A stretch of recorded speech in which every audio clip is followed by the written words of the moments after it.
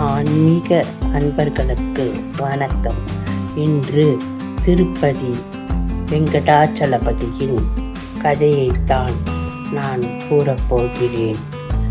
வைகுண்டத்தில் ஸ்ரீ விஷ்ணுவிடம் மகாலட்சுமி கோபமுற்று பூமிக்கு வந்துவிட்டார்.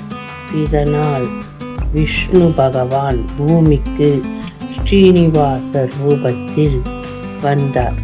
அப்போது அந்த இடத்தில் பசுமாடு ஒன்று தினந்தோறும் பாலை வீணாக்கியதால் அதனுடைய மேய்ப்பான் அதனை கொம்பு கொண்டு அடிக்க முயன்ற போது அதை தடுத்ததால் ஸ்ரீனிவாசரின் தாடையில் காயம் ஏற்பட்டது. அதனால் தான் இன்றும் திருப்பதி பெருமாளுக்கு அவருடைய தாடை பகுதியில் பச்சை கற்பூரத்தை பூசுகின்றனர்.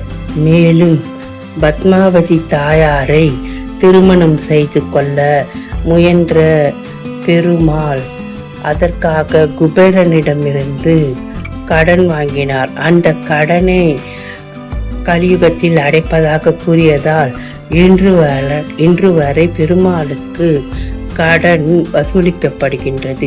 இதனாலேயே அவரை கலியுக வரதன் என்றும் அழைக்கின்றனர். சந்தான சீனிவாசன், கோவிந்தா என்று பல பெயர்களில் அவரை அழைக்கின்றனர்.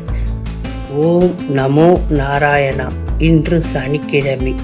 பெருமாளை தரிசனம் செய்து வாழ்க்கையில் அனைத்து செல்வங்களையும் பெறுமாறு கேட்டுக்கொள்கிறேன். ஆன்மீக குரு சேனலை சப்ஸ்கிரைப் செய்யுங்க. நன்றி அன்பர்களே.